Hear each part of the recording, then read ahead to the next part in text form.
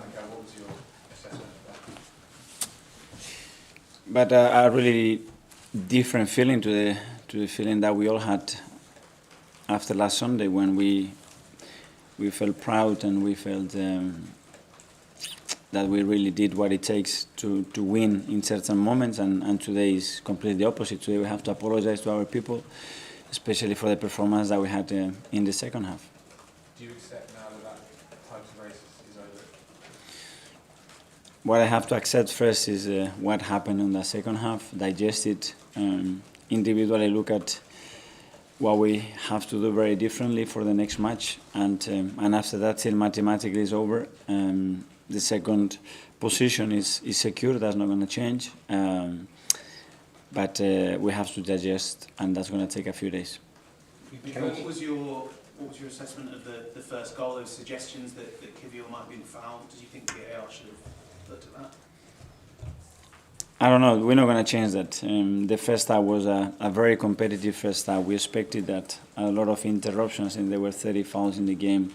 There had no flow. We have some big moments, especially when we regained the ball really high off the pitch. There are 6 situations that we should have done much better. And when they propose a game like that, you have to be and capitalize very quickly on those moments, and we didn't. And the second half, the moment we lost certain runners, we started to lose a lot of duels in our last line, conceded two very, very poor goals. We had no answers to that. That's the reality. After the second goal, the team had no answers to do that, and I am responsible for that. Mikel, do you think that the way City won at Everton left the crowd feeling a bit flat, maybe the players feeling a bit flat as well? I don't know, but this cannot be the way to justify what happened in the second half. In the first half, it didn't happen. That it was very interrupted and lack of flow, and it was a lot of duels, obviously, because it was a man-to-man game. But in the second half, we lost certain things. We lost focus. We lost pairs, and became a really dangerous game to play. Mikel, you've only won 2 of your last 7 games now. It's almost like the team's almost run out of steam. Is that unfair? No, I think we had the highest running stats in the league.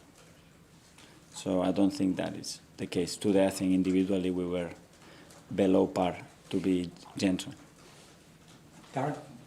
Mikel, what's your overriding emotion right now? Is it frustration that you've just, over the things you've just mentioned, or is it pride that you've massively overachieved and smashed all the expectations surrounding the club at the start of the season? At the moment, it's just frustration. The feeling that we gave the game away in the second half, and we fought really hard to be in the position that we are in, and today was a critical moment to keep hoping and keep digging for that dream. And when you have to play in these moments, you cannot do what we did in the second half. And then we have to look if the team is capable of doing that. When it comes to the biggest stage, it's a lot of things that we have to analyze and think about, because it cannot happen. Amy? Can I just ask you about Gabriel Martinelli and how his ankle is? We don't know. He's in a boot at the moment. He was very uncomfortable to walk. He could not carry on playing. So obviously, we need to scan him and see the extent of that injury. Just in a different way, it's probably not the right time to ask this, but try to look at the bigger picture. Do you feel that this season has given you somehow more conviction and more hope of what you want to do with this club, with this situation, with this team, going into next season and beyond? In a sense, yes, but with the level that is required to fight for the Premier League the way we want to fight, and to be in the Champions League and fight in the way that we have to fight in the Champions League, is a lot to think about. Just on that, Mikel, there's really a sense that a young team has pushed itself to the limit, and that today is what happens. Do you think that, or can you accept that even? I don't know. I'm responsible for what happened today. My job is to get the best out of every single individual that we have in our hands, and if we have to take in there for 10.5 months we have to, and I have to, and I have tried to do that with the best ability. But today, obviously, I didn't do it.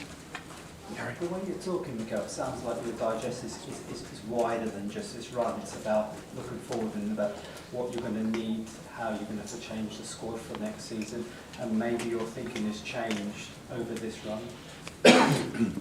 My thinking is exactly the same. Obviously, what the team has done over the last 10 months is very different to what anybody expected.